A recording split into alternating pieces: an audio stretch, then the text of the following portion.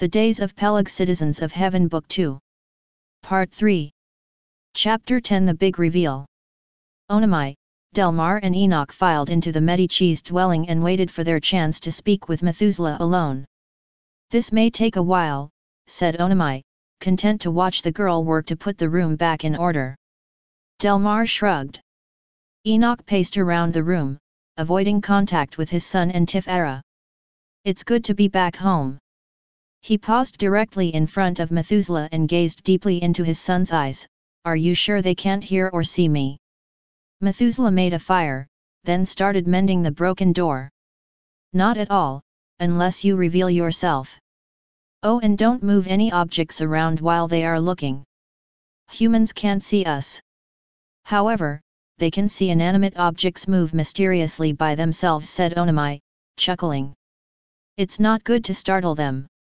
Enoch's mouth dropped. "Hey, was that you who moved my—" Onamai interrupted. Now Enoch, let's not get bogged down with details." He ignored Delmar's disapproving gaze and continued cheerfully, "But, I do agree with you, Enoch," said Onamai, "it is nice to be back here with you on Adama. Of course, it is no heaven's realm. But, the place does have its charms." Tifera swept her dwelling clean until every inch was free of dust or debris, while Methuselah sat brooding around the fire. "You know it was foolish to take off like that," said Methuselah. "I would have gladly escorted you if you had just waited." "If I had waited, this would have been even worse," said Tifera, placing her hand on her hip. Methuselah said nothing.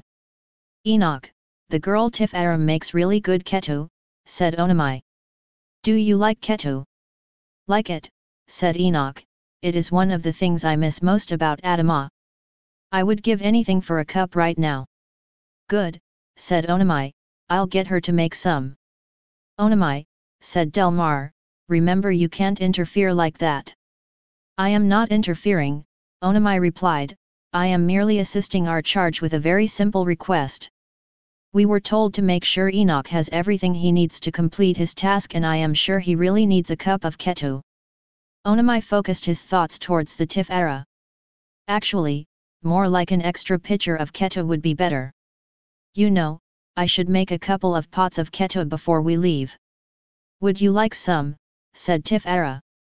She poured water into 2 pots, filled with leaves and spices, and hung them over the fire. A rich aroma soon filled the room. Methuselah still stood in the doorway, not saying a word, while he put the finishing touches on the mended frame. Finally Tifera broke the silence. "Oh, do not be cross with me, Methuselah. You know I am right. Just think of what could have happened if I had not been the first to arrive back home." She shuddered at the thought. Anyone else probably would have been killed by those wolves. "Just wait until I tell Father Seth. Someone has a lot of explaining to do. How in Adama did the trackers allow a pack of bloodlust wolves to roam free in the 7 hills?" Methuselah sighed and turned toward her. "Unfortunately, you are probably the best with a blade in the whole city of Seth, maybe Nod too. Even Tubal-Cain was almost killed by bloodlust wolves in Avonland Forest. But, I do not want the task of defending our tribe, or yourself for that matter, to fall on you. I should have been there. What if something happened to you? My father is gone. Mother Eve is dead. I could not bear it if anything." Tifera tilted her head and smiled. "What is this, young one? Do I hear true sentiment for your dear old aunt?" Her smile softened as she poured him a cup of the ketu and handed it to him. "I miss Enoch and Mother Eve too. But, I know how to take care of myself and I am perfectly fine. In fact, I am elated I finally got the chance to perfect this technique I had been working on out in the plains the other day. It is a double-blade maneuver that can also be used when dismounting a forerunner and." Delmar listened to the girl describe the moves and glared at Onamai. "Have you been teaching Tifera our drills?" he demanded. "Who, me?" said Onamai innocently. He grabbed 2 cups of ketu, handing one to Enoch and keeping the other for himself while Tifera's back was turned. "I would never do that intentionally. But, I have discovered that some humans are very sensitive to the well-timed suggestion here and there. She is pretty good, Delmar admitted. It was probably a wise course of action since it will be up to her to guard that tunic. Speaking of tunics, how am I going to give this to Methuselah with Tifera around? Asked Enoch. If we don't do it soon, we may not have another chance before they head off to the city of Nod. He's right, said Delmar. Let's get her to leave. Maybe you could cause a disturbance outside and then she will leave to see the cause. No way, said Enoch. Methuselah will never let her go out alone again tonight. You heard him. I've got an idea, said Onamai. He focused his thoughts on the girl, Tifera. It would be most wise to rest before leaving. A warrior fights best when refreshed. Tifera yawned and stretched. Methuselah, I hate to admit it. But I think fighting off those wolves took more out of me than I thought. I think it would be wise for me to get some rest.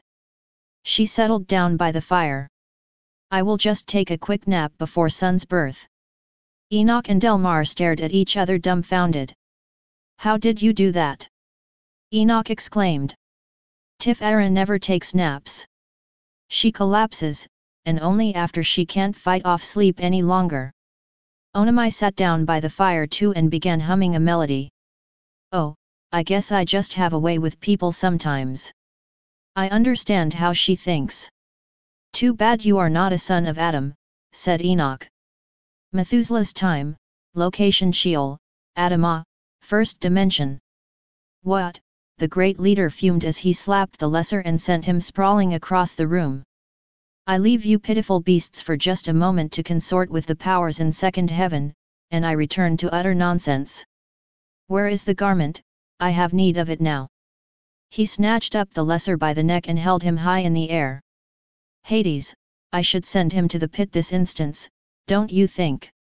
It would be my pleasure to escort him to the pit, said the leader's second-in-command. Please, please, my lord, rasped the contorted human-like figure, still partially covered with the hair of a wolf. You don't understand. The girl was, she was. I mean, well, I am waiting, said the great Star Lord, and I don't hear anything that tells me why you shouldn't be sent to the pit. No, no, not that, listen, the girl has the garment and she knows how to war. Her moves were not, I sent 5 of you to do a simple job, take a simple object of clothing, a garment, from a girl, and you can't even do that. Where are the other 4? They are gone. When I saw them thrust through, I left to report back and get further instructions, my lord. Something like this has never happened before. The great leader dropped the lesser into a heap on the floor. Gone did you say? Yes, they just vanished, the lesser tried to explain. I did see the casings of the wolves we used, but I couldn't find the rest of our troop who possessed them anywhere. Usually if our host is injured or killed we regroup and find a new host. But when the girl thrust them through with her spear and blades, I saw no one exit. I looked everywhere for them, where could they be, my lord? The great leader ignored the troubling conclusion forming in his mind. I am only concerned about getting that garment. Apparently, the residue is giving her unusual strength, he answered casually. This only confirms my plan for its use. Ah, I see it now, it must be given, not taken, that was mentioned somewhere, the great leader muttered to himself. Both Hades and the lesser knew better than to interrupt the great leader's train of thought. So, they both remained silent. But no matter, I will have it. Finally, the great Star Lord turned away from the bruised lesser and walked over to face his first officer. The power was busy perusing the scrolls scattered on the table. Hades, what are our options? My lord, if we cannot physically remove her garment, perhaps she could be persuaded to part with it, with the right motivation, said the power smoothly. Excellent, Hades, said the great leader, now you are thinking like me. I see my training has not gone to waste on my best pupil. Well, my dear servant, said the great leader, giving the lesser's head a pat. All is not lost. You have proven to be of some small use. Tell me, what is this girl's name? The lesser hobbled over to the table to lift himself up. His form was back to its normal grotesque, but hairless state. He thought for a moment, knowing he would pay dearly for the wrong answer. I think I heard the humans call her, Tifera. Methuselah's time, location City of Nod, Adama, first dimension. Tubal-Cain made his way slowly up the beaten path towards Semjaz's dwelling, slamming the tall cane rod into the soft earth with each step. It was more for comfort than necessity. He needed no aid to traverse the slippery incline. The rhythm from the pounding seemed to help him order his thoughts. Ask for Semjaza, feign an emergency, draw the B'nai Elohim away. He repeated the steps over again. Ask for Semjaza, feign an emergency, draw the B'nai Elohim away. Repetition replaced the other thought, just waiting for a break in his concentration. Pure fear. What would the giant child thing do? How strong was he? Would the B'nai Elohim suspect anything? What if Father Lamech and the elders were not convincing? How long would his hunting party have before the Elohim returned? Tubal-Cain pounded the rod even harder into the ground as if the sound would make his fears go away. While he trudged up the main path leading to the dwellings of the divine, a troop of hunters, led by his half-brothers Jubal and Jabal, were making their way to Semjaz's abode too. Their approach would be virtually undetectable through the dense forest trail. Tubal-Cain calculated he would arrive approximately one sunshade ahead of them, just enough time to make casual conversation. Then, the first hunter would bring urgent news of a violent quarrel among the elders. Tubal-Cain would argue loudly with the hunter and insist there was no cause for alarm. He would insist they needed no assistance to settle the disagreement over the pending births. Please, Captain Semjaza, be at ease. I can assure you the expecting mothers will be most safe, and this foolish talk of revenge for Nama's death is merely the high emotions common to mortal men. He rehearsed the lines, whispering them several times, until the pretense rang true even to his ears. No, no Semjaza, not all of the sons of Cain feel this way, only half do, and the other half are still most reasonable and willing to forgive the trespass, providing no other daughter of Cain passes into the shadows this way. I am most positive I can calm the sentiments of only 1,000 or so angry men. If Semjaza took the bait, then Tubal-Cain was to whistle for a forerunner to rush him back to the dwellings of the elders of Cain, with Captain Semjaza and his men following close behind. This whistle would also signal the hidden teams to infiltrate Semjaza's abode and kill the abominable wolf before the other Elohim returned. Tubal-Cain paused for a moment, pounding the rod into the ground with one last resounding thud. He had arrived. Tubal-Cain surveyed the Watchers' settlement. The tidy wooden homes of the divine were just beyond the dirt path, nestled beneath a canopy of trees. An elaborate stone path replaced the dirt where the first home began. At the far end, stood the centerpiece of the village, Semjaza's abode. It was twice as large as the other homes and was flanked by a couple of Elohim, standing guard. A few of Semjaza's men moved about freely among the homes, barely noticing him. The rest are probably out patrolling the expanse just beyond Avonland Forest for Adama knows what. Maybe it is just my imagination, but they had all seemed to be preoccupied with something since Nama's death and on edge too. He finally considered the idea he had been avoiding the entire trek up the path. What if Father Lamech is wrong? Tubal-Cain grimaced.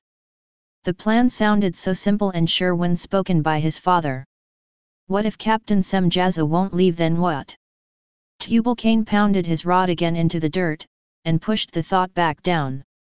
I have to do this. It is the least I can do for Nema now, and the others. He thought of his sister laying on that stone-cold slab, a lifeless beauty, who still looked as if she were merely asleep. Her ceremony of passage would begin tomorrow at sun-sleep when the moon was full. He frowned, rage began to fill him again as he remembered Semjaza's response at Nama's death. Look at my son. Is he not a symbol of perfection, a joy from the Ancient One himself? Captain Semjaza and Azazel drank a toast while his sister lay dying. Why, he never cared one fig for Nama. She would never have married Semjaza if she had known their child would be a. "You there!" shouted the B'nai Elohim at Tubal-Cain, startling him. The guard left his post at Semjaza's gate and approached him with rapid steps. I was just," Tubal-Cain began to explain. "Captain Semjaza requires your presence immediately," said the watcher as he turned on his heel, not even considering that Tubal-Cain would not obey. "Follow me." "Well, that was easy. At least I don't have to make up a reason to see Semjaza." Tubal-Cain cleared his throat and tried to hide the anger he felt. "Many pardons, my good B'nai," said Tubal-Cain, "but what does Captain Semjaza require from me?" "How should I know, human?" The watcher continued, walking without so much as a glance over his shoulder. "You will find out soon enough." Semjaza splashed the cool liquid over his face, allowing the water to pool in his eyes and drizzle down his cheeks. He slapped his face a few times until his fleshy covering turned ruddy just above the cheeks and under his eyes. Perfect. Semjaza remembered the great leader's instructions. He was prepared to carry them out with precision. Semjaza tossed things about the room, tousled his groomed dark locks until he looked like a wild man. He caught his reflection in the metallic plate mounted on the wall and grinned. He grabbed the figurine his childling had carved earlier. The image's likeness to Nama was unmistakable. He clutched the figure close to his chest and collapsed by the stone fire pit in the corner of the room. He kept his head near the flames so the heat and ash dirted his face and flushed his cheeks even more. He lay still, waiting and thinking, practicing the words the great leader told him to say just moments earlier. The heat made him sweat and brought real tears to his eyes. "Perfect." "Captain Semjaza," called a strong male voice from outside, followed by 3 quick raps on the door. "I have Tubal-Cain, son of Lamech, here as you requested. Please, send him in." Semjaza's tone was weak and raspy. He cringed at what the Elohim officer must think of seeing him crumpled on the floor, a disheveled mess. But perception is everything, he remembered the great leader's warning. He must be convinced you are sincere or he will not cooperate. So, Semjaza swallowed his pride and focused on the goal. The door swung open and the human entered the room cautiously. Semjaza waited just a few moments to make sure Tubal-Cain saw him on the floor. "Oh, Tubal-Cain, I am, most grateful to see you," said Semjaza, pulling himself up slowly from the ground. "I do apologize for my appearance, it's just that, everything just hit me all at once, Nama is really, gone." He held up the figurine still clutched in his hands and burst into sobs. Tubal-Cain's mouth was open wide enough to toss a kernel from the pot into it. He narrowed his eyes.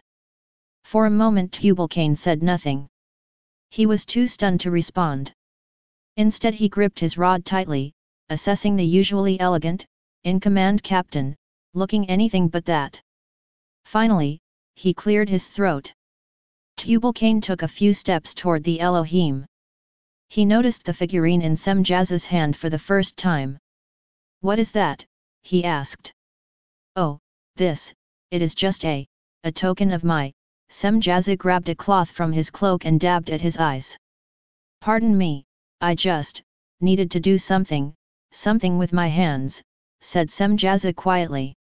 He held out the figure to Tubal-Cain. Tubal-Cain grabbed it, turning it over in his hands as he gazed into the incredibly lifelike face. Semjaza's voice still wavered with emotion. "It is Nama. I tried my best to memorialize her beauty in this wood. Why would you do that?"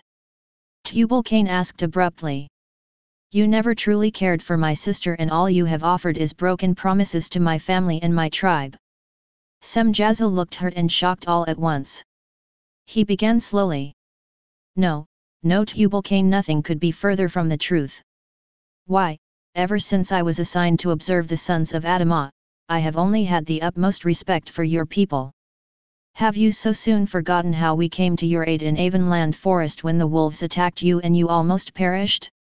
Had it not been for our techniques you would have died." Tubal-Cain gave a reluctant nod. Yes, but, and have you forgotten the remedies we have shared for healing, the knowledge we gave for the crafting of metal, and not to mention our willingness to marry the daughters of Cain to bring about your restoration? That is the point. Nama is not restored, she is dead. Tubal-Cain yelled, unable to contain his anger any longer.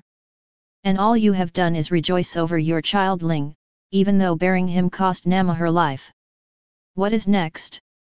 Do you Elohim mean to celebrate while the rest of our daughters die giving birth to your offspring? Tubal-Cain spat the words out like venom. Certainly not, shouted Semjaza, squaring his shoulders as he gave the shorter man an icy glare. But then just as quickly, Semjaza turned away as he considered his next words. Tears filled his eyes again. He spoke softly, you misunderstand us, you misunderstand me. I did truly love Nama. It is just the way of the B'nai Elohim to focus on the joy of the moment and not the sorrow. We come from a place of perfection and know little of the sorrows the sons of Adam face. That is why I did not show sadness at Nama's condition after our childling was delivered. I was certain we could heal her in time. I did not realize the extent of her injuries. Semjaza paused and began to sob again. Tubal-Cain was speechless. I never realized they thought they would heal her before she died, the way they did for me. Perhaps we have been too hasty in our perspective, Tubal-Cain began. Semjaza interrupted with a nod. It is true, I care for Nama deeply, and ever since she faded into the shadows, we have been working tirelessly to find a way to bring her back, he said sincerely. In fact, Azazel and many of my best officers are scouring the land of Adamah for the articles we need to help Nama, to bring her back. Do you mean to tell me you know how to bring Nama back from the dead? I thought only the Ancient One could give life. Tubal-Cain asked incredulously. How could this be? It has been 2 whole sun sleeps since she died. But, I guess the Hidden Father could tell you how. This is wondrous news. I must go and tell thee. Semjaza grabbed Tubal-Cain by the shoulders. Tubal-Cain, listen. Yes, I share your excitement at the thought of my Nama returning to us too, but, there is one problem. And that is what had me so distraught. When you arrived, I thought we could gather everything we needed in time, but there is one item missing. Well, what is it? Tubal-Cain demanded. My men and I can help you. Why, the whole tribe would be willing to search for it. Ah, if only it were that simple. We know where it is, Semjaza added sorrowfully, but I do not see how we can get it, considering, he hesitated. Considering what? Just tell me what you need, said Tubal-Cain. Semjaza sighed. We need Mother Eve's garment. Mother Eve's garment? How can her garment help Nama? Sit, offered Semjaza, motioning his hand towards the cushions surrounding the fire. I will explain as quickly as I can because we don't have much time. Tubal-Cain nodded anxiously and plopped down next to Semjaza by the fire. The 2 men spoke in low hushed tones about elixirs, hidden words lost to all men after Adam, and the residue of life-giving power abiding in the very fibers of the garment handmade by the Ancient One himself. So can I count on you to convince Mother Eve to allow us the use of her garment? Asked Semjaza solemnly. He grabbed Tubal-Cain by the shoulders so he was forced to look directly into his eyes. I know I have disappointed you before, but I am asking you to trust me, trust us, one more time. We can save Nama, but we must perform the rite of passage by sun sleep tomorrow or there will be nothing left of her to revive. Oh, well said Tubal-Cain, stopping when he 3 quick raps on the door. Yes, what now? Snapped Semjaza, turning to face the door. We caught these humans in the woods just outside the camp, Captain. The Watcher, who had escorted Tubal-Cain earlier, stepped inside and shoved the men brusquely into the room. They had some story about hunting a bloodlust wolf or something. But we have been all through these woods and have seen no errant beasts.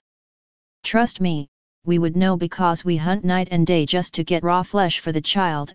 Ah, yes, Semjaza cut him off with the palm of his hand and addressed the men directly, explain yourselves. Jubal stumbled into the room, bumping into Jabal, who pushed him back and glared. Tubal-Cain's eyes widened. "Oh quick, Tubal-Cain, you must return at once." Jubal spoke in a voice as slow and dry as the sands of the Southlands. He repeated his lines from Father Lamech's original plan perfectly. "You see, honored B'nai Elohim, the tribesmen are upset. The council is meeting as I can explain." Tubal-Cain silenced the man's monotone response with the palm of his hand. "The council is concerned about reports of bloodlust wolves roaming near Nod. They sent my tracking party to hunt it down." Tubal-Cain continued quickly before his brothers could chime in. "But, the wolf has moved on, so there has been a change of plans," said Tubal-Cain.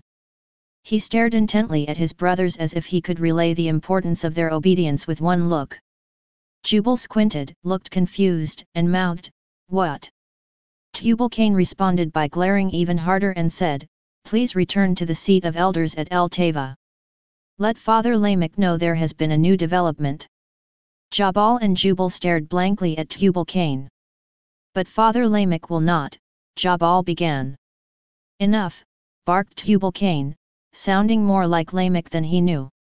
"The hidden Father has answered our prayers again. The honored B'nai Elohim Captain Semjaza has informed me that Nama can be revived. This is a time for rejoicing, not questioning. Please relay the good tidings to Father Lamech." The hunters stood there, dumbfounded. "Well, you heard him," said Captain Semjaza with a wave of his hand. "Be off now and follow orders or my guards will not be pleased." Tubal-Cain waited until the men left the room. Then, he grabbed his tall rod and headed for the door.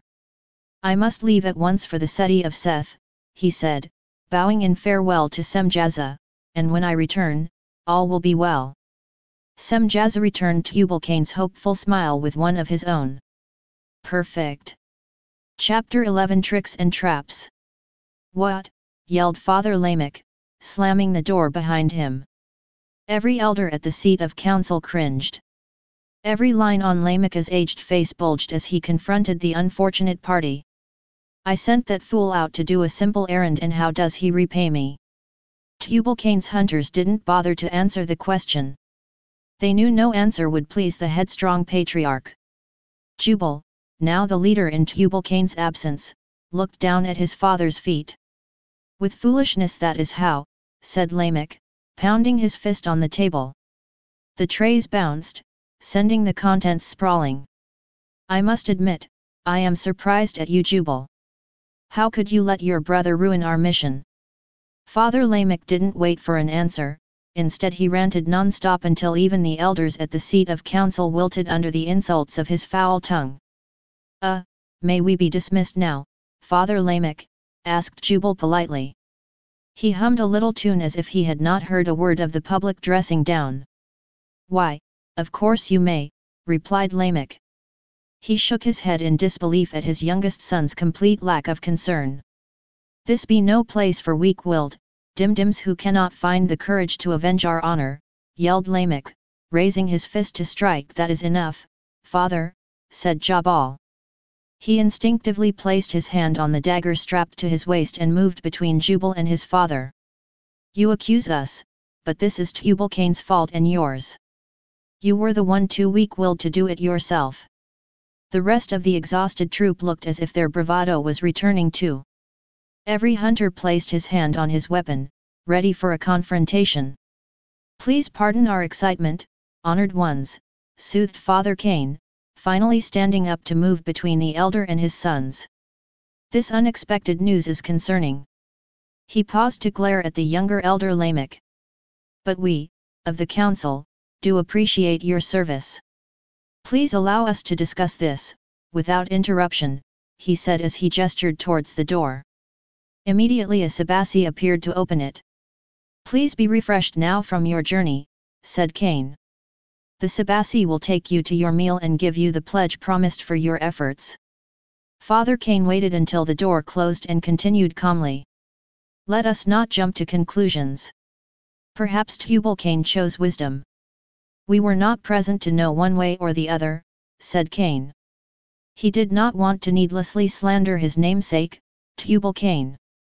If the Elohim are able to remedy the situation and deliver on their promises, this alliance may still prove true. Fah! I will believe it when I see it, replied Father Lamech. There has been too many broken promises from the B'nai Elohim. The weapons they promised are inadequate. The new breeding techniques for the livestock are unreliable and the childling is a threat. I say we just go kill it. He fumed, not even bothering with using the guise of the wolf to hide their intentions. Watch your tongue, hissed Medici Yabeshet from the corner of the room. Do you want to bring unnecessary wrath on us all? Medici Yabeshet is right, said Father Cain. Our only course of action is to wait, at least until sun sleep tomorrow. The abode of the divine is well guarded, especially Semjaz's dwelling. And I fear the trackers sent with Tubal-Cain have revealed our hand. If the Elohim fulfill their portion of our covenant, no further course of action is needed. If not, said Father Lamech, we will be ready. That I guarantee. Methuselah's time, location Seti of Seth, Adamah, first dimension. Methuselah added another magma stone to the pit and stirred the fire to life again. He settled across from Tif-Ara so he could clearly see the door, just in case.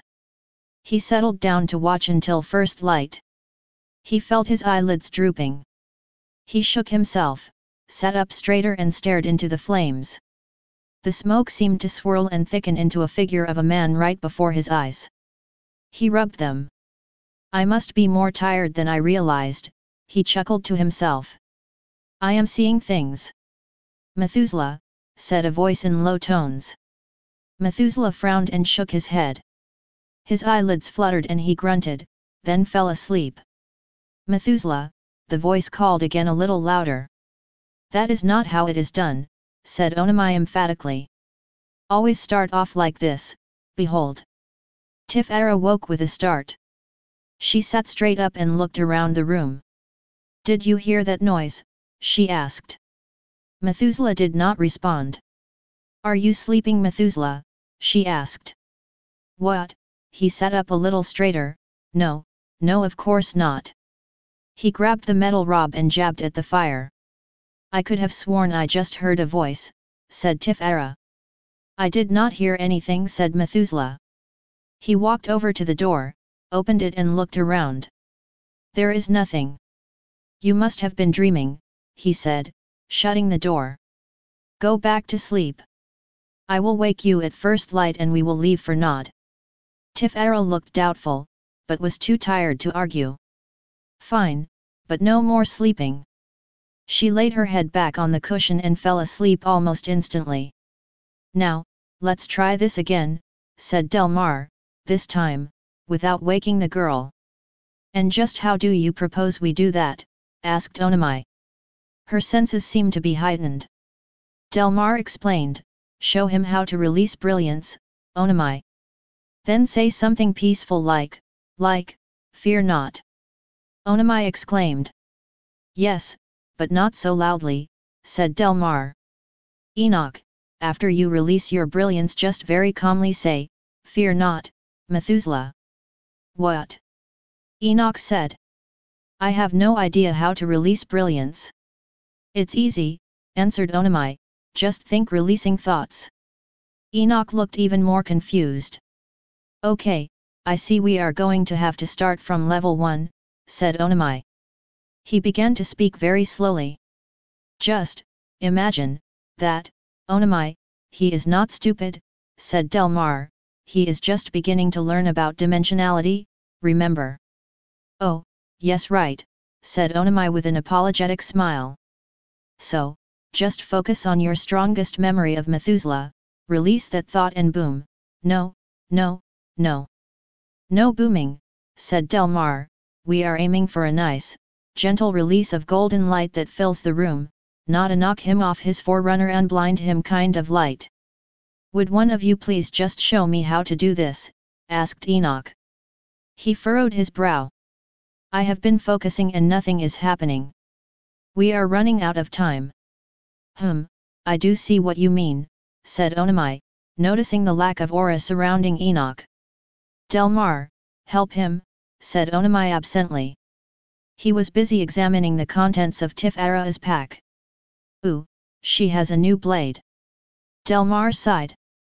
Enoch, I think the problem is that you are trying too hard. Releasing is effortless. There is no striving in love. Love? Onamai didn't say anything about love. He said to focus on my strongest memory of Methuselah, said Enoch. Enoch, the strongest memory will be a loving memory, or even a feeling of love will do. Just think about how much you love your son, and think about how much love and peace you feel when you're in the beloved's presence, said Delmar. Oh, I think I understand now. Enoch smiled and let his shoulders drop, exhaling slowly as he thought of how he felt when Methuselah was born. He remembered his first smile. The joy he felt when Methuselah came home delighted after his first hunt. Enoch felt fire begin in the pit of his stomach, like he had when the One Mind spoke to him.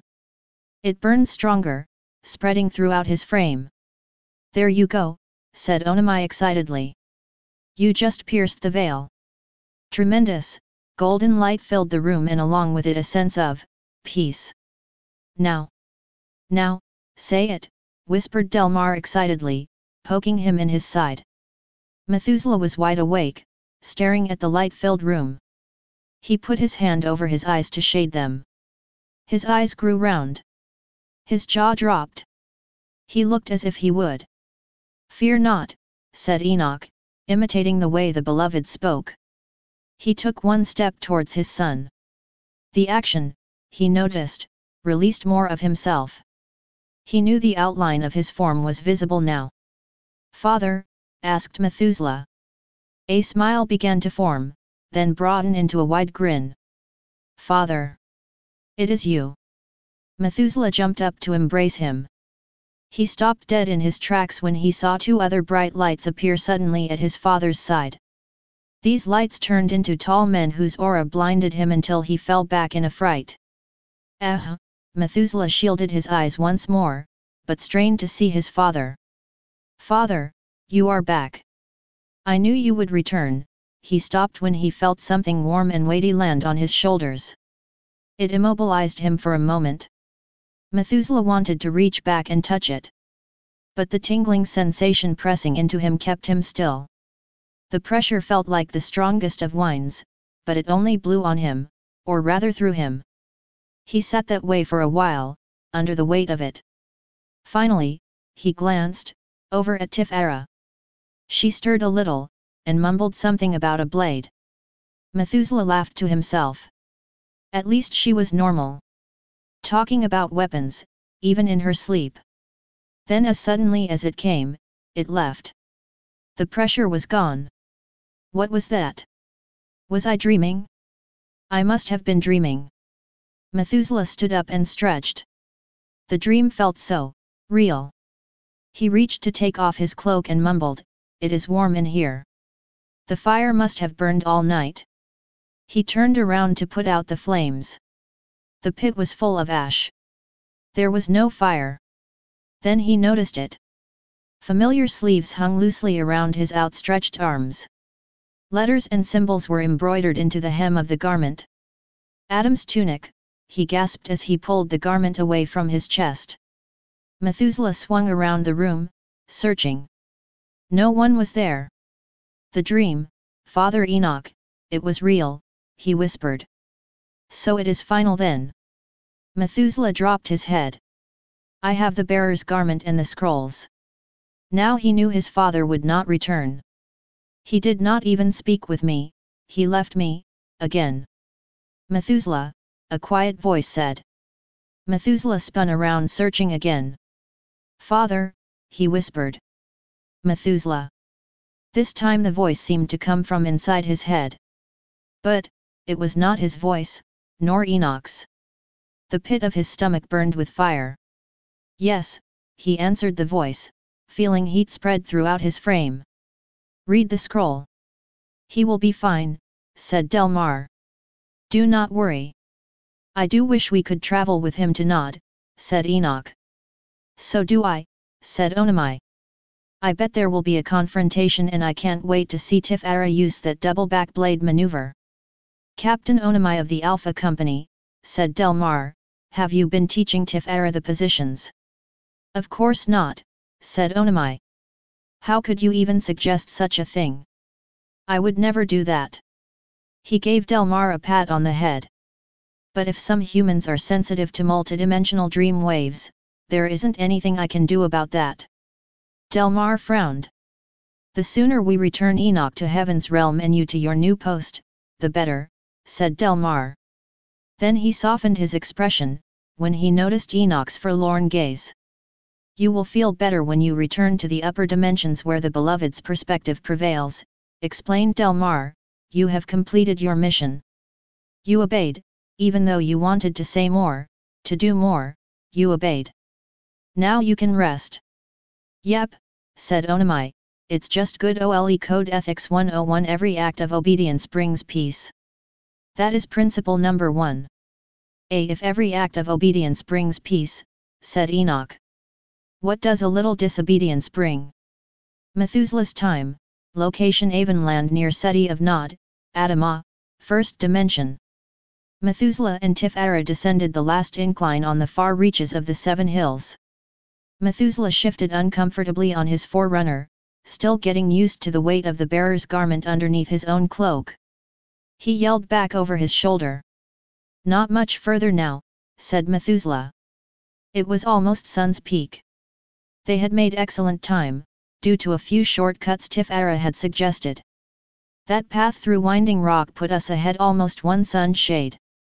Of course it did, said Tif-Ara, I am only the best tracker that, look ahead Methuselah. Tif-Ara pulled the reins of her forerunner, slowing the creature down to a trot. Methuselah followed suit. Yes, I see it. How many? Hamite, looks like just one, but more could be following at a distance. For truth, said Methuselah, slowing his forerunner down to a walk. Tif-Ara slowed as well. There she said, pointing to an enclave under a towering father tree. We can take cover there and find out. Agreed, said Methuselah, moving the animals out of sight. I will cover our tracks. And I will do what I do best, said Tif-Ara with a grin. Okay, but do not go overboard. Traps. Tubal-Cain swung his arms wildly, flailing them back and forth to keep from hitting the tree. Who, in Adama's name, puts traps in the middle of Avonland? Shouted Tubal-Cain. Tell me, Tubal-Cain, said Tif-Ara. She stepped from behind the bushes, covered in leaves from head to toe. Why does a tracker, such as yourself, not see a simple trap in the middle of Avonland? You be most fortunate I did not have more time, or you would be doing more than hanging upside down. Tif-Ara pulled out her new blade and slashed the intricate knot in one motion. Tubal-Cain came tumbling down and landed in a pile at her feet. Tif-Ara tilted her head sideways, noticing the resemblance between him and Nama. I am truly sorry for the discomfort, she said, remembering the reason for her journey to Nod. She stretched her hand out and to help him up. You will not be getting the sensation back in your limbs for quite some time. Those ropes were laced with eldenrod. Tubal-Cain grimaced. He massaged his feet with both hands, trying to rub away the numbness caused by the poisonous plant.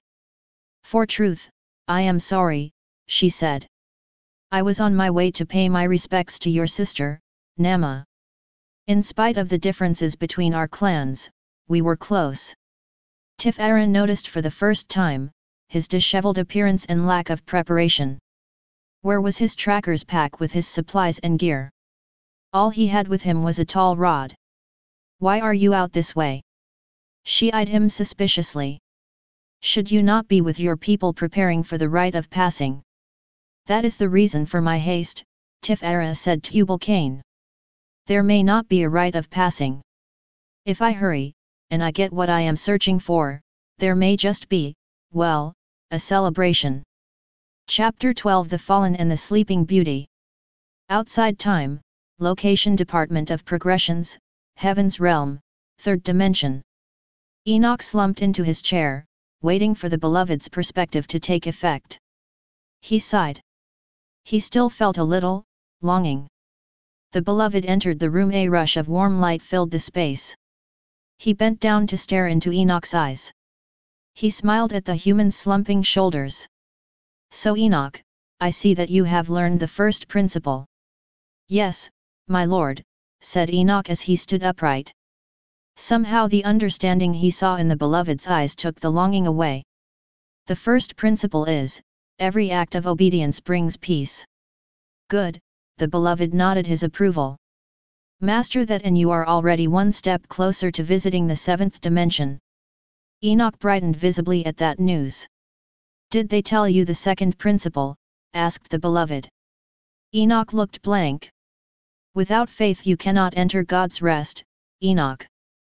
That is how you came to be in heaven's realm ahead of schedule.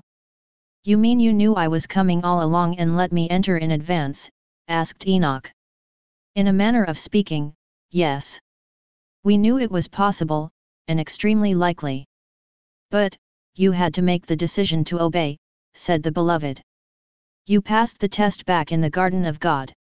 Remember, you resisted eating from the tree of life without permission, even though you thought no one was watching. You obeyed, not knowing the outcome. That is faith. Of course, I remember. How could I forget, said Enoch dreamily. When you passed that test, you confirmed your path. After that decision, we observed all of your derivatives from that point. They all led to you coming here. So, we knew we could allow you to come to heaven's realm in advance, explained the beloved. In advance of what? Asked Enoch.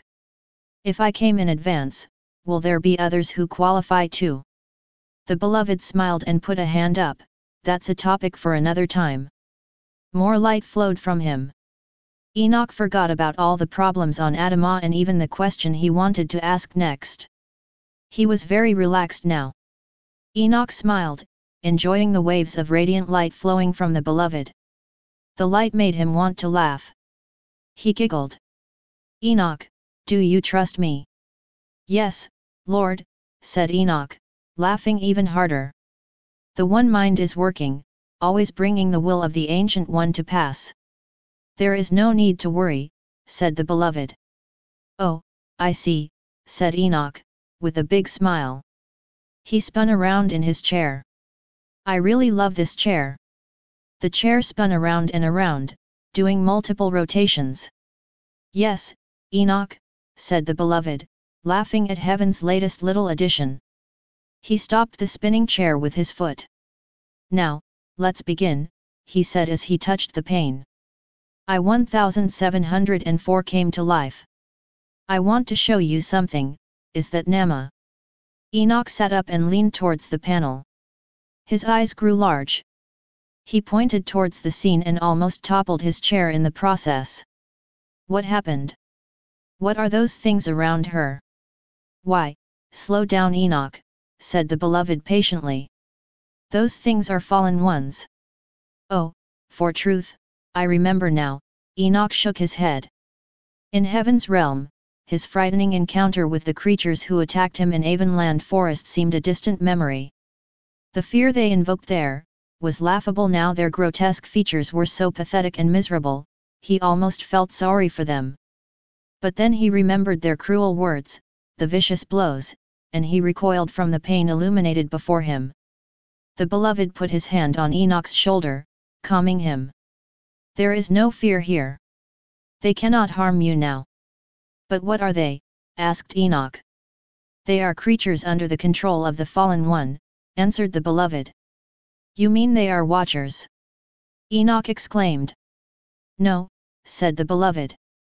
These are not of the 200 rebellious B'nai Elohim you rebuked in my name at El Teva.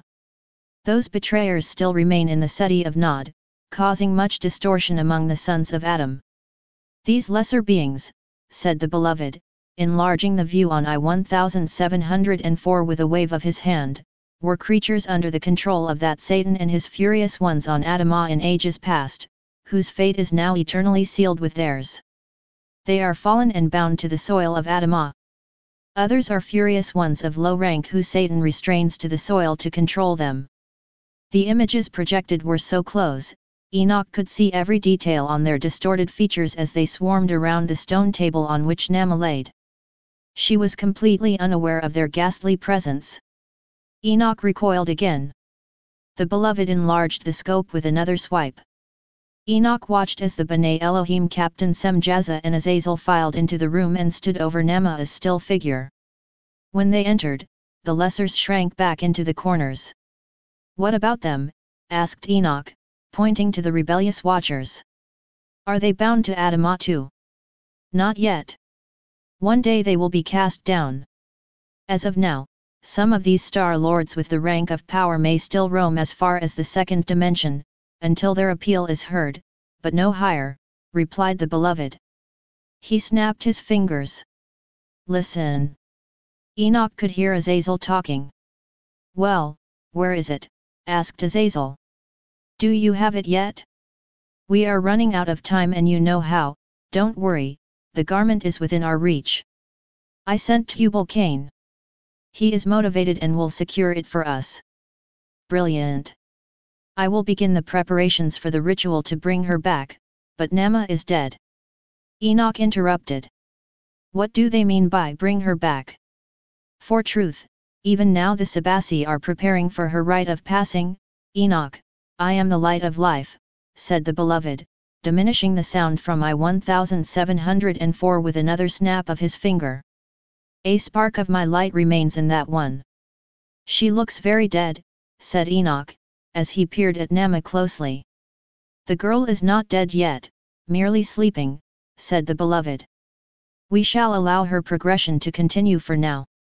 I wish to be gracious to her."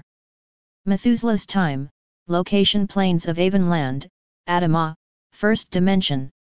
"Nama is dead, Tubal-Cain. What is there to celebrate?" said Tif'ara, placing a hand on her hip.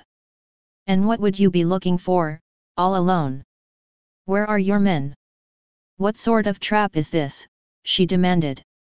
Before he could answer, Methuselah stepped out from the bushes, dropped low and grabbed Tubal-Cain from behind. He wrapped his arm around his neck and squeezed. "Whoa," said Tubal-Cain, "I am alone and without malice." "Hold him tight, Methuselah," said Tif'ara as she circled around the clearing, checking for signs of others. After a few moments, she appeared again. "All clear. You can release him."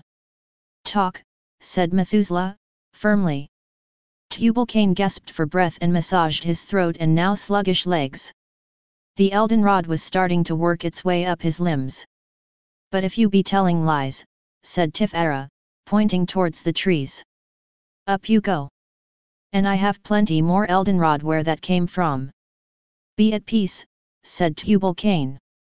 "'Tis true our tribes have had our differences in the past." Methuselah raised an eyebrow. "I would call betraying the bearer of the seed to form an alliance with the Watchers more than a little difference." "Yes, well," he nodded, "your father and I don't see eye to eye. But it is Mother Eve's guidance I seek, for Nama's sake. If it was not life or death, I would not trouble the sons of Seth." "Life or death?"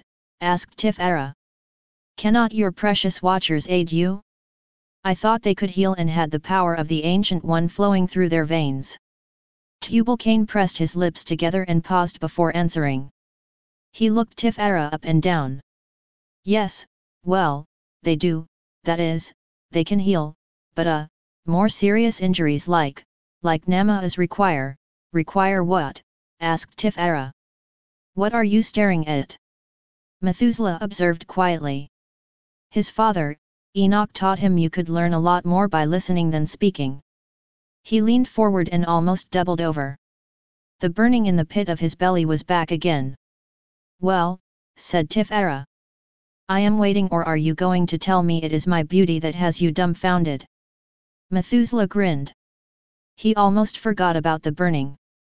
Tif'ara was beautiful in a wild sort of way, but fear, not beauty, was the emotion she inspired from most sons of Adam. Surprisingly, Tubal-Cain did seem a little preoccupied with her appearance. "Oh, yes, well, I just noticed, that is, your garment." "Is that made in the fashion of Mother Eve's garment?" asked Tubal-Cain. Tifera lowered her head, tears filled her eyes as she remembered the news they bore for the sons of Cain. She looked away. Methuselah spoke up, knowing Tifera would rather die than let anyone see her cry. Tubal-Cain, Mother Eve has passed to the land of shadows. She is no more. We were on our way to the city of Nod to share the news of her passing in case the sons of Cain wanted to send a delegation to honor our great Mother Eve. Tubal-Cain's countenance went from shock to confusion to joy and then a forced sadness in a matter of moments. He almost looks as if he is glad great Mother Eve has passed. Methuselah ignored the burning in the pit of his stomach. Well, Tubal-Cain, I can see you are as grieved as we are. If you like, we can escort you back to the city of Nod since the Eldenrod has rendered your legs useless, offered Methuselah. Tubal-Cain stammered, yes, that would be most appreciated. He grabbed Methuselah's hand and tried to pull himself up. He soon faltered. Tifera caught him, breaking his fall. She and Methuselah managed to hoist Tubal-Cain between them and bear his weight evenly on their shoulders. Tifera grunted, "For truth you be heavier than a wild beastie." Methuselah stifled a laugh. Tubal-Cain remained silent. "Ho ho, what is this I see? Could this be humility?" Tifera taunted. "And from a son of Cain, no doubt." Tubal-Cain grimaced and spoke softly, "By Adamah, I should not have set out in such haste. There is not much I can say for myself. 'Tis my own fault indeed for walking into your trap. I just hope it is not too late to help Nama." Tifera squinted at the most revered tracker in the city of Nod. Methuselah raised an eyebrow, but decided silence was best. "So tell me, Tubal-Cain," said Tifera, "what exactly are you looking for that could help Nama now?" "Just get me back to the city of Nod and I will explain all," said Tubal-Cain. Chapter 13 The Incubator. Outside time, location Enoch's abode, Heaven's realm, third dimension. Enoch gazed hungrily at the meal set before him: fresh roasted vegetables, a tray of fruit and some type of thick bread. "For truth, I always feel so famished after training with the beloved." "What is this?" Enoch asked the minister who delivered the tray. She laughed as if he had asked the silliest question in all the dimensions and answered, "Well, it is exactly what you want. So, you already know what it is." The minister watched while Enoch tore off a piece of the bread and took a bite. "Well, what is it?" she asked. "Alatai cakes," he exclaimed. "Alatai cakes it is then," agreed the minister. "We were all wondering what it was too." She nodded and left the room. Strange, how everything in the third dimension was intensified, even the smell of food. The aroma from his tray made his mouth water. He was just about to take another bite when the door to his chambers swung open. He lifted his head, expecting to see the minister bringing in more food. His jaw dropped. "See," said the beloved, as he entered the room and took a bow. "I do know how to use the door." He grinned, enjoying his joke. Enoch looked mortified. "My lord, please," he said. "I meant no disrespect earlier. That thought came out before I could." "Relax, Enoch," said the beloved. "No offense was taken. I was just having a little fun with you." He paused and looked at the human for a long moment. Enoch was stiff as a board. "You do realize that I am a person, don't you?" said the beloved. "Every emotion comes from us. You have the ability to laugh because we laugh." A million colors exploded from Enoch's head and filled the room with little fireballs of light. "Oh!" exclaimed Enoch. Then he smiled. "Well then, good job, beloved. You should use the door more often." The beloved roared with laughter. He could hear the guffaws coming from the Ancient One's hall in the seventh dimension. "And maybe you should learn to walk through them," retorted the beloved. "Touché, beloved," said the hidden father. Enoch looked puzzled. Then his whole face lit up with excitement. "I can learn to walk through doors." "Of course," said the beloved, "as you learn how to use the mind of your dimensional body to rearrange particles, it will become as simple as a childling learning to walk. When can I start trying? Asked Enoch. Not yet, answered the beloved. You are not ready for matter manipulation. Enoch's shoulders slumped. The beloved added, but, I do want to show you something new today. It will help you understand what we touched on during our last session. You are going to see how decisions affect derivatives. Can I finish eating first? Asked Enoch, looking at the delicious meal he had barely touched. No. Leave the food and your hunger, said the beloved. He placed the palm of his hand on Enoch's belly. They will both be waiting for you when you return. Enoch straightened up. He suddenly felt completely full and satisfied. He felt no hunger or desire for food whatsoever. What? How did you do that? Asked Enoch. Hunger is a choice. You can allow it or forbid it, at will, with no consequence. The beloved smiled. You will learn that too, but not today. Come, follow me, said the beloved, as he walked towards the door and then through it. Enoch followed him and fell backwards with a loud thud as his forehead smacked the thick mahogany panel. He sat up, looking dazed. Use the handle, Enoch, said the beloved, laughing once again. More peals of laughter erupted from the throne. I think I will join you for this lesson, said the Ancient One. Outside time, location the incubator, heaven's realm, 7th dimension. Enoch instantly found himself standing in a room, if you could call it that. The room had what looked like 4 normal walls with a solid floor underneath, except they were all made of the heavens. Enoch relaxed. Oh, it is similar to I-1704, the panel that allows me to see Adama. Enoch reached out to touch one of the walls. His hand went right through. Enoch jerked his hand back to himself and gasped.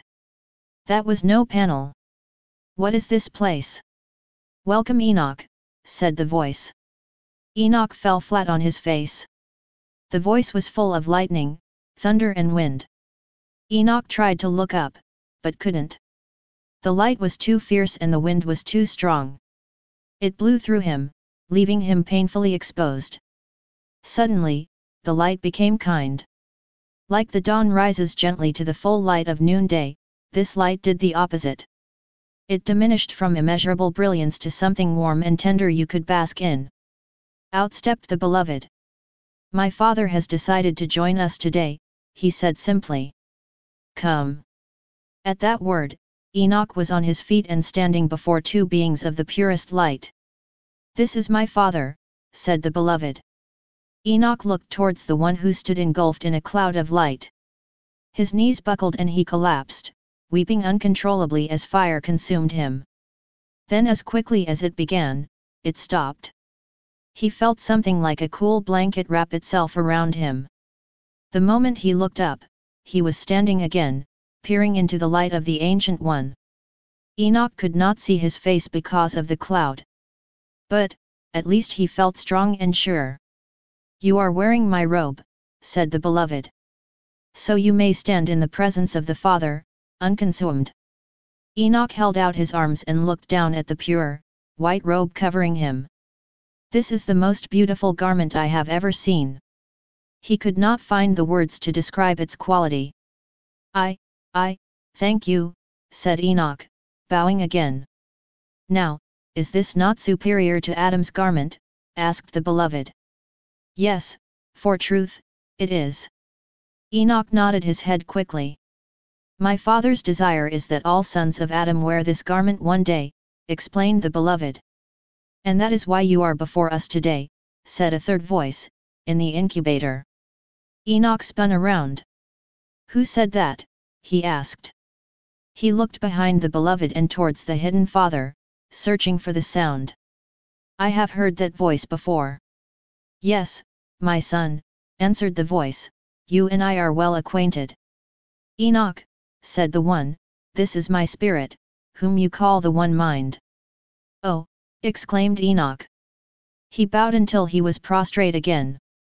Rise, my son, answered the One Mind. You have done well and followed my voice all these years. Heeding my voice is the wisest thing one can do, for it has brought you into our presence. Indeed, said Enoch. His eyes grew round with amazement at the being approaching him, like fire come to life. Multicolored flames of blue, indigo, violet, emerald, garnet, amber, and red exploded from every pore of his figure. Enoch fell backwards. Indeed, he said again. The beloved caught him before he hit the floor. You are surprised at my appearance, stated the one mind. I did not realize that you are Enoch stammered. Yes, I am a person too, answered the spirit, gently. It is our pleasure to welcome you here. Let us begin, said the beloved. With a wave of his hand, all four walls and the floor beneath him exploded into trillions of pinpricks of light. You are privileged to behold our thoughts towards you. They have always been and always will be to give you hope and peace, said the hidden Father. And a future that is more than you can ask, think, or even imagine, added the one mind. Be indeed, said the beloved, for you are wonderfully and fearfully made, unique among creation and crafted in our image. Yes, added the Ancient One, and in our likeness. This was the seed placed in Adam, said the beloved, pointing to the pinpricks of light, when I formed him from the dust of the ground. And breathed into him the breath of life, said the Spirit. And man became a living soul, said the One in unison. Male and female created he him, male and female he created them. And we saw that he was very good indeed, said the hidden Father. Thank you, responded the beloved. He lowered his head acknowledging the compliment. And he prospered in the garden in which we placed him, spoke the one mind, growing in light and love as the derivatives multiplied exponentially inside of him, awaiting fullness. The beloved snapped his fingers and a single spark zoomed towards him and stopped. It is Mother Eve! Enoch exclaimed, looking at an enlarged view of the single point of light. Yes, said the one mind, a suitable helpmeet of himself was found for himself. Eve was handpicked and chosen by us from Adam to bring forth all the derivatives of Adam into the earth realm, said the Ancient One. Enoch turned around slowly, trying to examine all of the sparks of light in the room. Multitudes of them zoomed before Enoch, enlarging themselves, then receding back into the conglomeration of lights. Person after person appeared before Enoch, each beautiful and unique, until streams of light poured down his face like tears.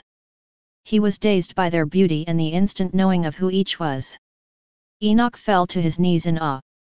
Adam was the son we always wanted and Eve, the daughter we dreamed of, said the one in unison. We enjoyed communion with them in the garden, said the beloved, sharing all of our joy and plans. Until one day, he did not appear, said the Father. The furious one deceived the woman, added the one mind, and Adam chose to follow her. Suddenly, the room went black. Enoch staggered back and put his hands in front of his face. He was surrounded by the darkness and felt its weight. He stifled a scream. On that day, said the beloved quietly, every derivative of Adam died. But, I am here, said Enoch, his voice quivering with the dark weight of the heavy void. I am alive. Yes, you are indeed, my son, answered the Father. You are here because of the design of the beloved, added the Spirit. He is our word, explained the Ancient One, who does not return void, but accomplishes everything we have spoken. When Adam sinned, the fail check was activated, said the beloved. What is the fail check? Asked Enoch. The beloved smiled again. You already know the answer to that question, Enoch. Enoch still looked dumbfounded. The word released the reconciliation sequence created before the foundation of the world, said the one mind. You do remember the reconciliation sequence, do you not? Enoch was silent, too ashamed he did not know the answer. The beloved stepped in front of Enoch and spoke kindly. Some things are better seen, than said. He extended both of his hands and spread them in a wide arc. All of the zooming pinpricks of light buzzing about the incubator froze. Observe. Even Enoch froze. His gaze fixated on the myriad of beings before him in wonder. It was as if he could see them all individually at one time. His head tingled with knowing. "This is where Adam's potential is housed," said the beloved. "We keep them safe here until the reconciliation sequence is complete," added the one mind. "They await their arrival into the grave in perfect peace and oneness with my Father," said the beloved. "There they will find the opportunity to fulfill my Father's thoughts towards them." Enoch furrowed his brow. He couldn't speak. But if he could, he would have asked, "The grave? You are wondering why they are going to their grave in peace?" asked the beloved. Enoch nodded. "Oh, of course," said the one mind, "you call the grave, the womb, at your point in our perspective. I have the perfect womb prepared for each of my children," said the father. "That womb has the exact combination of the sequence needed to unlock the seed of my thought. It is an honor to birth the thoughts of the Ancient One, is it not?" said the one mind. "Indeed," said Enoch, still staring at the marvel before him. "Watch," said the beloved. He nodded his head. Within an instant, somehow they were all in Adamah. The city of Seth was bustling with activity. He watched as a group of Medici go in and out of a woman's tent. Sabassi assisted them, carrying buckets of steaming water and trays of herbs. Enoch's mouth twitched. His eyes grew wide with fright at the sudden change. He still couldn't move. "I apologize for your paralysis," said the beloved. "I assure you it is temporary. However, the most comfortable way for you to move with us in this way is for you to be still. I do love watching the little ones come out of the grave," said the one mind, hovering over the woman birthing a childling. The mother sighed and fell back in exhaustion as a Sabassi wrapped the crying young one in soft cloth and put her on her mother's chest. "Yes, she is a good thought," said the hidden father, smiling with pleasure. "Excellent work, my son. What is she called?" The beloved beamed. "She is called Zoe." "What will you call her then?" the Medici gently asked the mother. "She is a beauty."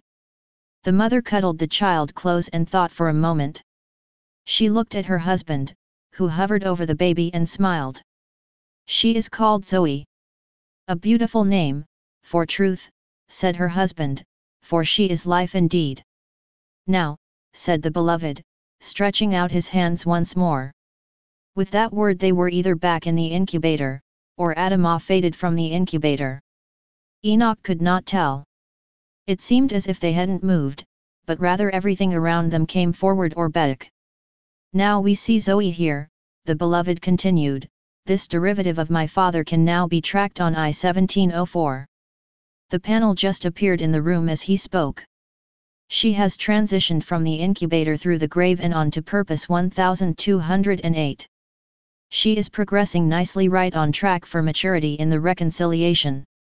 "Purpose 1208, said Enoch, jumping at the audible sound of his own voice. "That is the light stream I rode on to get to the Tower of Reckoning when I first arrived in Heaven's realm." "Yes, Enoch," said the beloved. "You remember well. All those destined for Adamah are part of Purpose 1208. But, how is that possible? Was I riding on the backs of people?" Enoch seemed put off. The one mind laughed. "No, little one. You were riding on the intentions of the Father. However, the intentions of the Father are connected to the decisions of people," said the one mind. "Yes," added the beloved, "when we observe I-1704 during your training, you can see all of the intentions of my Father for Adamah and the decisions of the people progressing together. They are both contained in Purpose 1208. Although my Father's purpose is infinite and eternal, derivatives of our image can decide whether they want to become our intention or not. They have free will. So derivatives in EYE1704 are the people I just saw?" asked Enoch.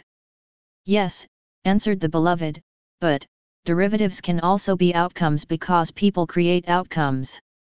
"Oh," said Enoch, blankly. The father chuckled. "He needs another picture." "Of course," answered the beloved. "Look." Immediately they were back in Adamah. This time Enoch saw the familiar stone path leading to El Teva in the city of Nod.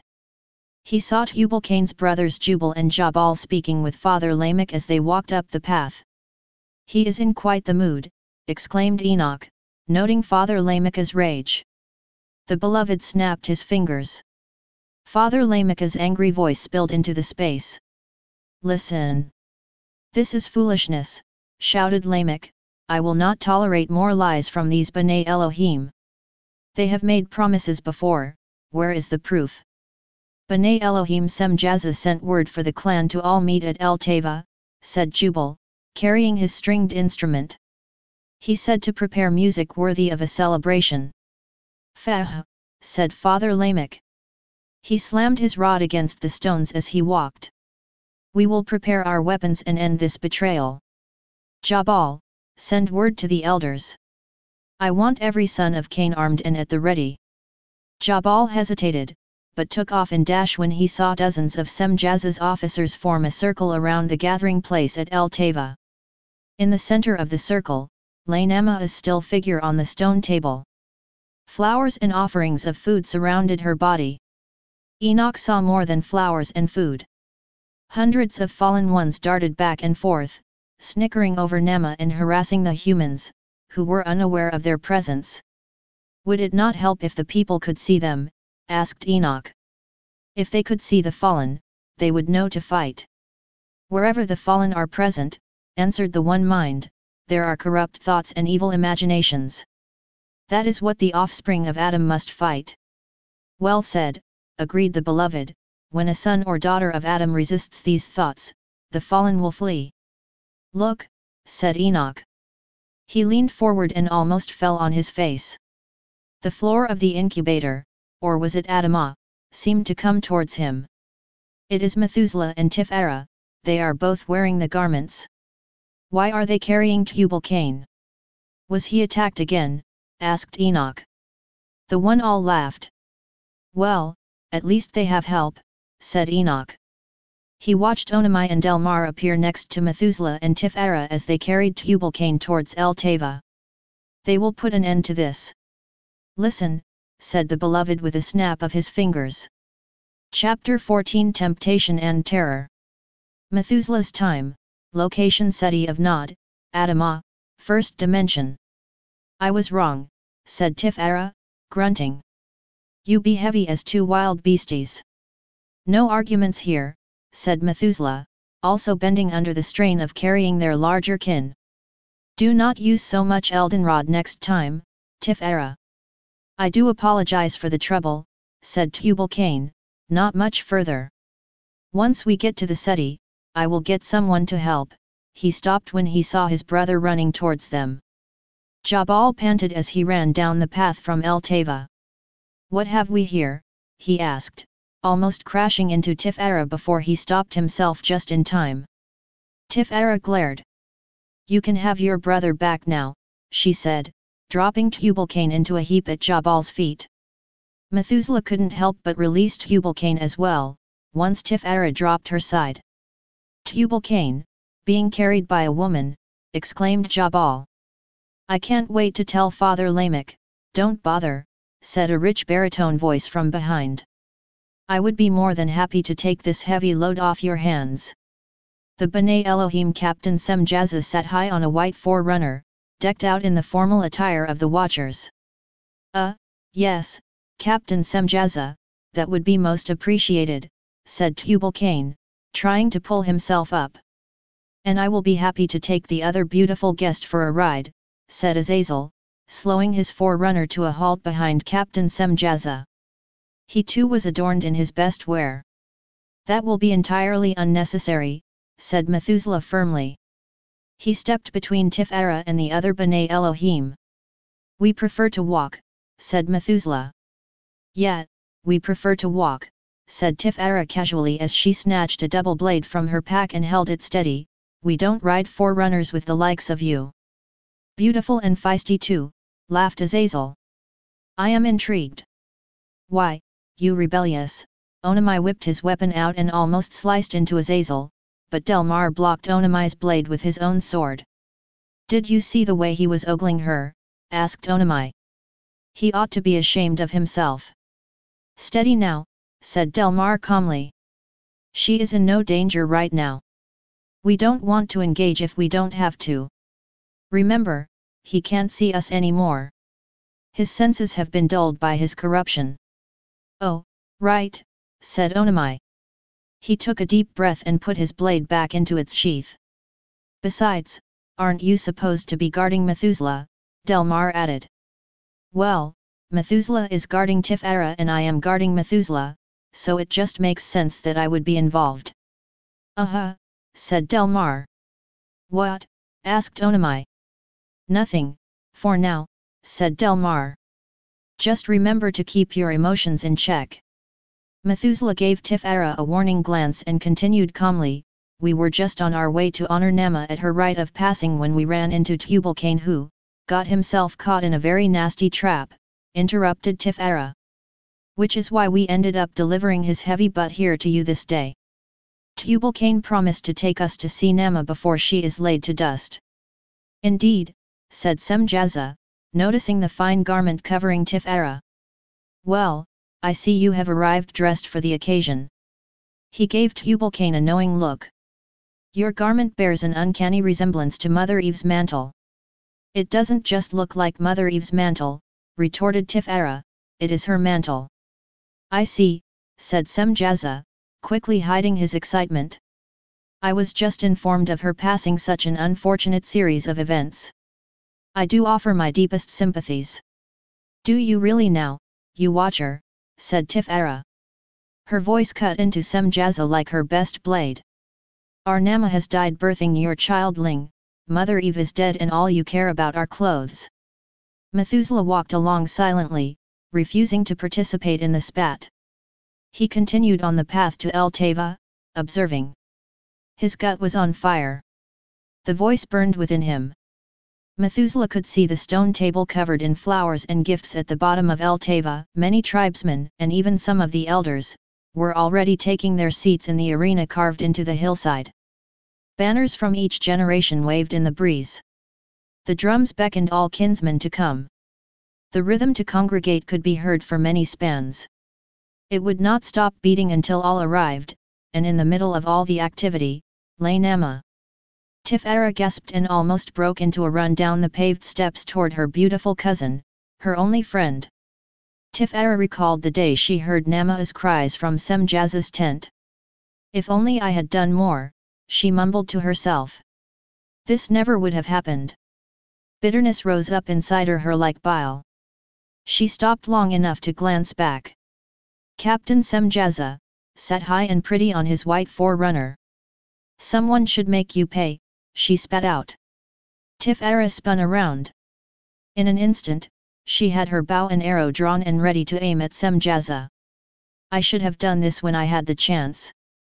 Be calm, said Onamai, waving a hand around the girl. Her words of revenge drew Fallen to her like bees to honey. Now, several lessers swirled around her, cackling. Methuselah ran after her and grabbed her arm. Tifera. We are not here to settle accounts. Only the Ancient One can do that.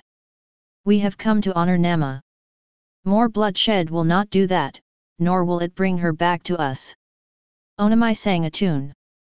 Methuselah's right, said Tubal-Cain. Tifera, I felt the same way you do, but Captain Semjaza grieves too in his own way. The B'nai Elohim do not express their emotions as we do. How can you sing at a time like this? Asked Delmar.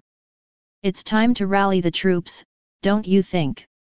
Sometimes a song is all that is needed, Onamai answered, and, I have rallied the troops, he said, pointing to his forehead, using this. Tifera sighed and settled down. The lessors dissipated as Tifera let go of her rage. Several guardians emerged from the wooded area surrounding El Teva and saluted Captain Onamai. Tifera didn't speak. Delmar shook his head, and grinned. Nice work. It still amazes me that none of the watchers can see us anymore. Tears streamed down Tifera's cheeks. The reality of Nama's death hit her as she gazed at the lifeless body on the stone table. Why, she looks just like a sleeping beauty, she does indeed, said Semjaza in a much gentler tone. Tubal-Cain's words are true. Tif-Era glared at him again. Perhaps it would be best if I leave you with Tubal-Cain to remember Nama, said Semjaza, as he dismounted and walked towards the smaller man. Methuselah, I would be privileged to escort you to the seats of honor with the elders as you are the only representative here from your clan's council. Methuselah hesitated. The fiery sensation was back again. It yearned within him, filling his entire being with heat. At last the voice spoke, Methuselah, find the childling. I would appreciate that, Captain Semjaza, Methuselah added quickly. But first, I would like to refresh myself before the rite begins. Of course, said Semjaza. He lifted a hand and immediately a Sabasi walked towards them. She will take care of your needs. Medici Yabasheth. Methuselah was startled to see her serving as a Sabasi, but said nothing. And you, see to this, commanded Semjaza, tossing the reins of his forerunner towards Medici Yabasheth. Of course, my lord, said Medici Yabasheth, bowing obediently. Once Semjaza was a distance away, her demeanor completely changed. Come, she whispered. She pulled Methuselah towards a hidden trail near the steps to El Teva. I will show you what you seek. Follow me. Delmar, stay with Tif-Era, said Onamai, as he trailed close behind Methuselah. Alert me at the first sign of trouble, he paused. I leave you in charge. Take action as you see fit. I trust you. Delmar nodded, blending into one of the stone pillars inside the tent on the circular platform, just in case. Tif-Era, said Tubal-Cain, entering the tent where Nama's body lay. He leaned on a nearby pillar. A moment ago you said you wished there was something you could do. And, asked Tif-Era. Will you now revive my guilt, seeing there is nothing to be done? But, there is something you can do, said Tubal-Cain. Tif-Era eyed him warily. She was suspicious, but curious too. Speak, she said. Remember when I ran into your trap, I told you I was searching for elements that could turn this morning into a celebration. And, what of it? Tif-Era asked, tapping her foot. If you have something to say, say it. Well, you are wearing one of them, said Tubal-Cain softly as he pointed to her beautiful garment. What? This, asked Tif-Era, looking down at the elaborate robe. How can this do anything for Nama? Let me explain, said Tubal-Cain. Outside time, location incubator room, heaven's realm, 7th dimension. Enoch, notice what is happening on I-1704, said the beloved. Well, I see Tif-Era and Tubal-Cain talking, he replied. I do not trust him. I wish Tif-Era had stayed with Methuselah. She is strong, but too impetuous. What else do you notice, young one? Asked the one mind. Look closely. The beloved enlarged I-1704, giving Enoch a better view. Enoch squinted. For truth. I see light, he exclaimed. There is light inside Tif-Era. Good, answered the beloved. That is the light of my life I placed inside her. It is strong and sure, is it not? Well, it was, said Enoch, squinting again. The source of the light is coming from her midsection, from her gut. It was a steady flame, but now it is flickering. Excellent observation, answered the beloved. Enoch, what does the flickering mean? I am not sure, my lord, said Enoch. Learn, said the beloved. With a snap of his fingers. Tif-Era's voice flooded the incubator. Methuselah's time, location El Teva, City of Nod, Adama, 1st dimension. Well, Tubal-Cain, said Tif-Era, if you are sure it will help Nama, perhaps I can allow you to borrow the garment, for just a moment. She walked closer to Nama, staring at her cousin for a while. Do you promise I will get the garment back immediately after the rite? Tif-Era thought of Nama and her poor childling. It is such a shame for Nema's childling to grow up without a mother. I swear you will have it back immediately, Tubal-Cain insisted. Captain Semjaza is certain Nema only needs to touch the hem of the garment and she will be healed. He says it is a promise of the Ancient One himself. Well, if it is a promise from the Hidden Father, then I do not see the harm in letting you use the garment for just a moment. Fallen swarmed around Tifera, unbeknownst to her. They whispered, snickered and circled, and repeated. Yes, yes, just for a moment, the shadow voices insisted. A moment is all that is needed. Think of Nema, think of her poor childling. One moment will not matter. Yes, yes, you will get it right back. A moment is all that is needed. Tifera shook her head to clear her thoughts. She tried to remember Mother Eve's last words. She said something about the garment. Right, Mother Eve said it was powerful. Oh, what else did she say? Tifera asked Tubal-Cain, can we not wait until Methuselah returns? As an elder, he should approve it too. I am afraid if we wait, said Tubal-Cain, we will be too late to save her. Captain Semjaza said this healing power of the Ancient Father is only accessible on this certain eve at Moon's Peak, once every sun cycle. This eve is our only chance until this time next sun cycle. Tubal-Cain walked to where Tifera stood, gazing at Nema. He put a hand on her shoulder. You have just a few more moments to decide.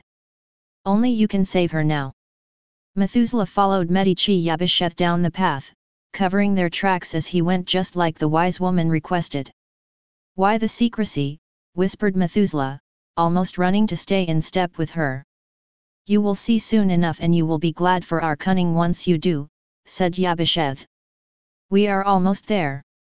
A few of Semjaza's men are patrolling the area. See that you keep your wits about you. The Medici stopped, held her finger to her lips and spoke softly, we must be quiet like the wee mice from here on out. She handed him a small pouch. Here, take these alrué leaves and rub them along your arms and legs. The childling is just beyond this ridge. Methuselah nodded and did as he was told, knowing the pungent scent would mask his own.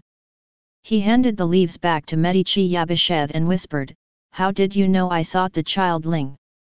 I had a dream last sun's leap, it was from the Ancient One, for truth. In my dream, Mother Zillah was laughing with Nema, on Mount Hermon, they were, and I was there with them. I don't know why, but I was. Mother Zillah was as happy as can be, and Nema was asking for her little one, I was glad for it and was sent forth to fetch her childling.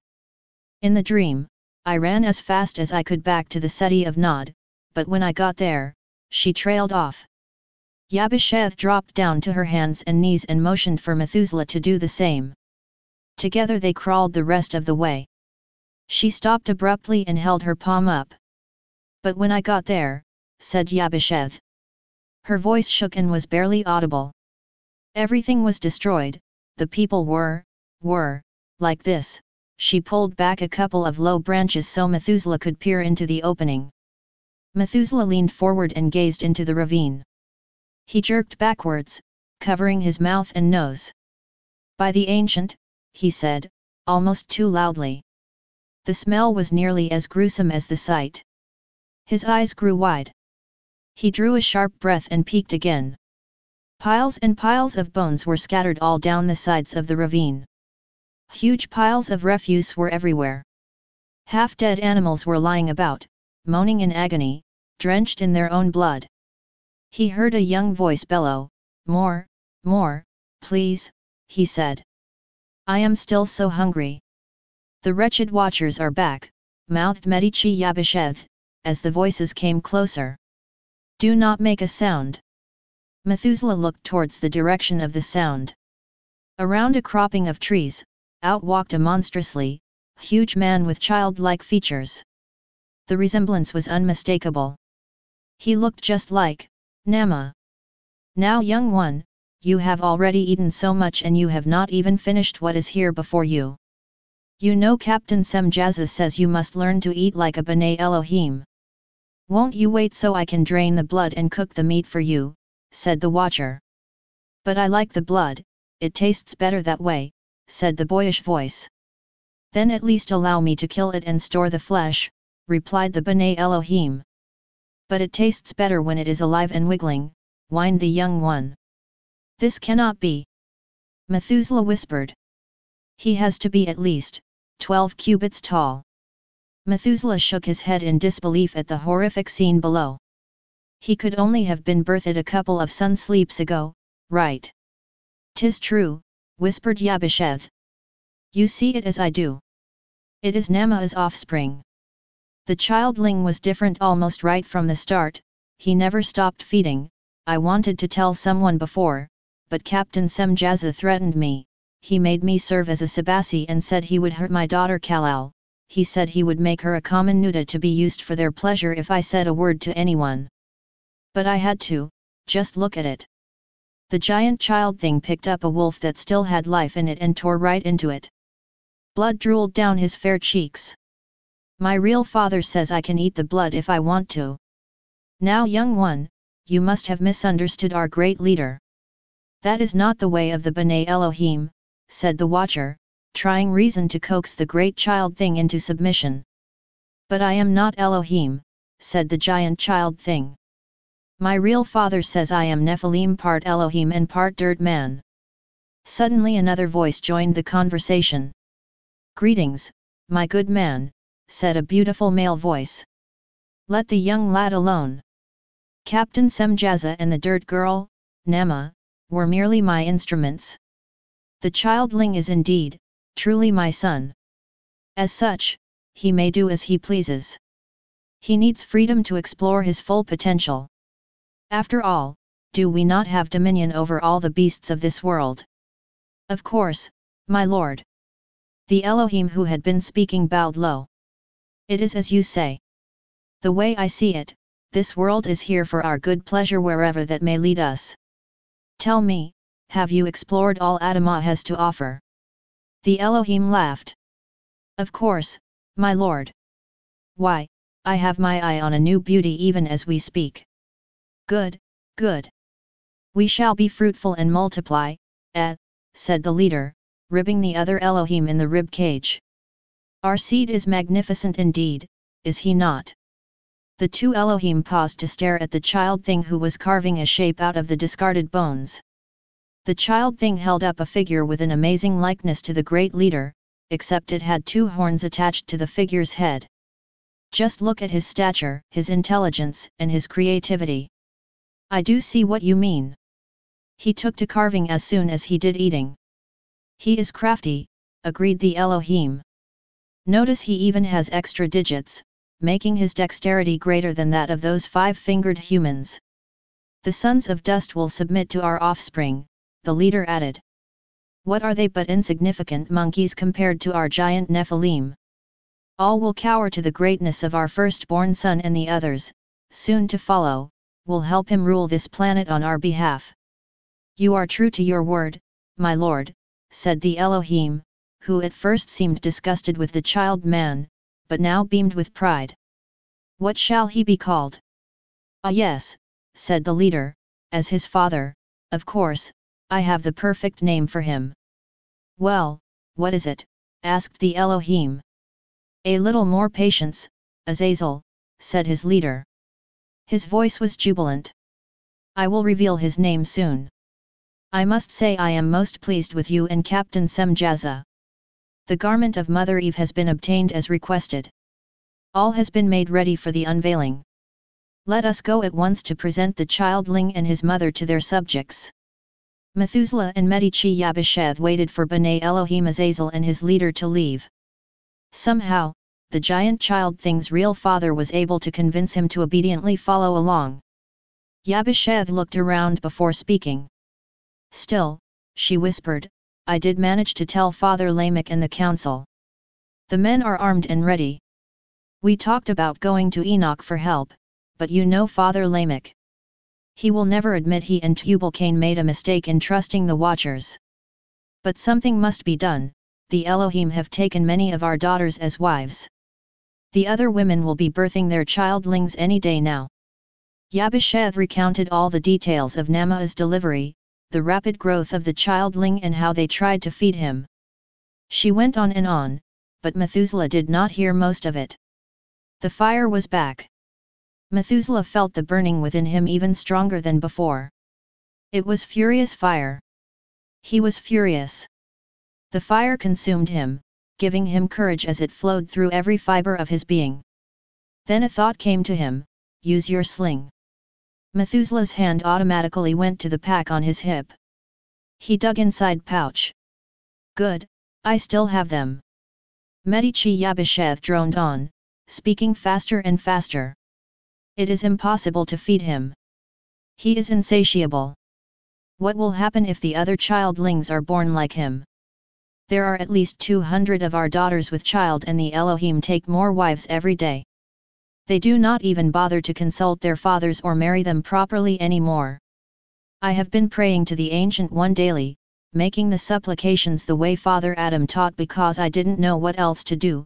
Without Enoch, we cannot make the sacrifice and hear the voice. Only the true bearer of the seed can do that. Then, I had the dream. There was a voice in the dream. The voice said, "Find Methuselah. Show him." So I brought you here. Finally Yabasheth took a long pause to breath. Methuselah, what should we do? Methuselah did not even hesitate. The voice had already spoken. He merely repeated the words. Destroy them all. This concludes the Days of Peleg Part 3 of 5. Please select Part 4 to continue listening to this audiobook series.